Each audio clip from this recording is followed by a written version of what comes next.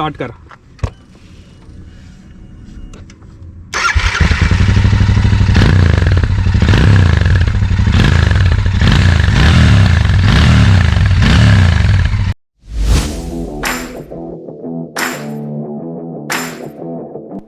Hello YouTube, मेरे YouTube channel पर आप सबका स्वागत है। उम्मीद है आप सब स्वस्थ और सुरक्षित हैं।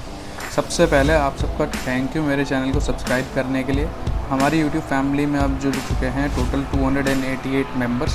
तो अगर अभी तक आपने मेरे चैनल को सब्सक्राइब नहीं किया है और आप भी मेरी तरह एक मोटरसाइकिल एंथुसियास्ट हैं तो प्लीज़ आप सबसे रिक्वेस्ट है कि वीडियो में आगे बढ़ने से पहले अभी सब्सक्राइब बटन को दबा दें और हमारी यूट्यूब फैमिली का हिस्सा बने और सपोर्ट करें मुझे। तो आगे बढ़ते हैं वीडियो की तरफ। आज हम बात करने वाले हैं इस साल की सबसे चर्चा में रहने वाली बाइक जो है रॉयल एनफील्ड इंटरसेप्टर 650। अभी तक आपने इस बाइक के बारे में सारी अच्छी बातें तो सुनी होंगी, लेकिन आज मैं आपको इसके 5 बड़े डिसएडवांटेज बताऊंगा और उनके सॉल्यूशंस क्या हैं वो बताऊंगा, क्योंकि यही तो मेरा काम है, आपको ग्राउंड रियलिटी बताना और unbiased review. Interceptor 650 royal Enfield की सबसे पावरफुल बाइक है और अपने सेगमेंट में बहुत ही तगड़ा कंपटीशन है। इस बाइक की बिल्ड क्वालिटी एकदम सॉलिड है। ये आती है 648 सीसी के पैरेलल ट्विन इंजन कॉन्फ़िगरेशन के साथ जो प्रोड्यूस करता है 47 bhp and 52 newton metre of torque. तो जैसा मैंने बताया कि आज हम इसके एडवांटेजेस नहीं, इसके डिसएडवांटेजेस की कमियों के बारे में बात करेंगे जो रॉयल एनफील्ड ने इसमें छोड़ दिए हैं। सो स्टार्ट करने से पहले मैं आपको ये बता दूं कि मैं कोई एक्सपर्ट नहीं हूँ, पर ये सारी इन्फॉर्मेशन मैंने अपने और अपने को राइडर्स के एक्सपीरियंसेस और नॉलेज से कलेक्ट की है। सो अगर मेरे से कोई गलती हो जाती है तो आप कमेंट सेक्शन में जाके बता सकते हो ताकि मैं नेक्स्ट टाइम इम्प्रोवाइज़ कर दूँ। तो चलिए स्टार्ट करते हैं। सबसे पहले डिसएडवांटेज नंबर 1, इसकी सीट। इसकी सीट बहुत ही सॉफ्ट कुशन से बनी हुई है और इस सॉफ्ट कुशन की डेंसिटी भी बहुत कम है। ऐसा होने की वजह से अगर आप इस बाइक को लॉन्ग रूट पर चलाते हैं तो इसकी सीट के नीचे की ग्रिल्स आपको फील होगी, आपसे बैठा ही नहीं जाएगा कंटिन्यूसली राइड करते हुए। और एक लॉन्ग राइड पर, एक लॉन्ग रूट पर अगर आपकी बाइक की सीट ही अनकम्फर्टेबल है और पेनफुल है तो ये किसी भी बुरे सपने से कम नहीं है। तो अगर आप इस बाइक को लेकर लॉन्ग रूट पर जाने की तैयारी कर रहे हैं, आप सोच रहे हैं इस बाइक को लेकर डायरेक्टली आप लद्दाख चले जाएँ, तो मैं रिकमेंड करूँगा कि ऐसा करने से पहले सबसे पहले आप इसकी सीट चेंज करवाइए। इस सीट में थिक कुशन लगवाइए जो कंफर्टेबल रहेगा आपको लॉन्ग राइड्स के लिए। बाइक की बात हो रही है और टायर्स की बात ना हो, ऐसा तो हो ही नहीं सकता। तो हाँ, इसका दूसरा बड़ा डिसएडवांटेज है इसके टायर्स। लेकिन हाँ, आगे बढ़ने से पहले प्लीज़ आपसे रिक्वेस्ट है, अगर अभी तक आपने सब्सक्राइब बटन नहीं दबाया है तो प्लीज़ सब्सक्राइब बटन को दबा दीजिए, वीडियो देखने में और मज़ा आएगा। तो हम बात कर रहे थे इंटरसेप्टर 650 के टायर्स की। सो रॉयल एनफील्ड ने इसके टायर्स ट्यूबलेस नहीं दिए हैं, ये ट्यूब वाले टायर्स हैं। और लॉन्ग रूट्स पे, ऑफ रोड टेरेन पे, अगर आप लद्दाख जैसी जगह जाते हैं तो ये पंचर हो सकते हैं, जहाँ पे आगे पीछे कोई पंक्चर वाला नहीं मिलता। ऐसे में इस 200 किलो की बाइक को खींचना बहुत मुश्किल हो जाएगा आपके लिए। तो या तो आप इसके टायर ट्यूबलेस करवाइए या फिर आप एक्स्ट्रा स्पेयर ट्यूब्स रख के मेहनत करने के लिए तैयार हो जाइए, जो कि बहुत ही मुश्किल काम है।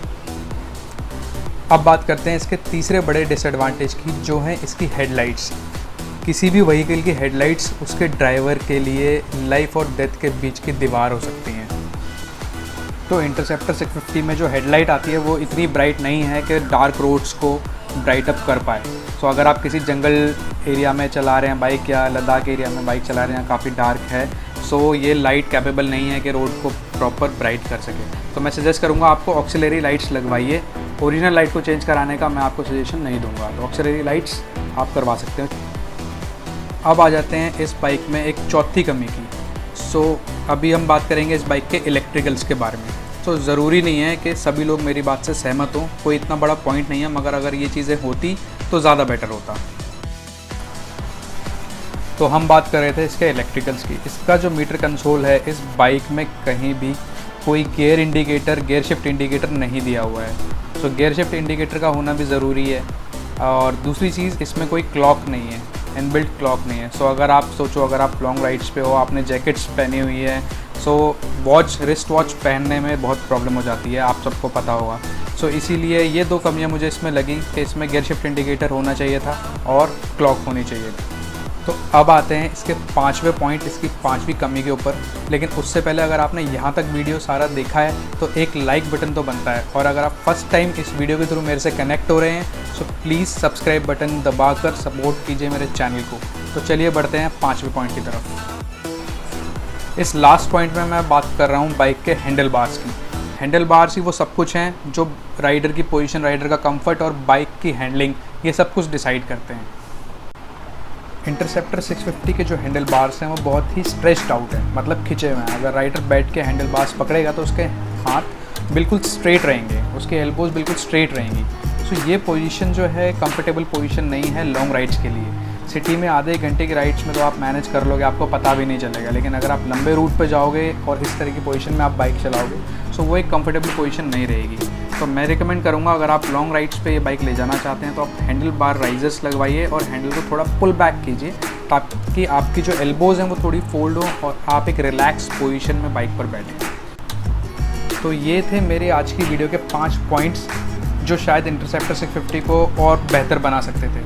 बट इसके बावजूद रॉयल एनफील्ड की इंटरसेप्टर 650 एक बेहद शानदार बाइक है जो मुझे खुद भी बहुत पसंद है। सो इसी तरह मेरी वीडियो को लाइक करने के लिए थैंक यू। मिलते हैं नेक्स्ट वीडियो में, तब तक के लिए जय हिंद, जय भारत।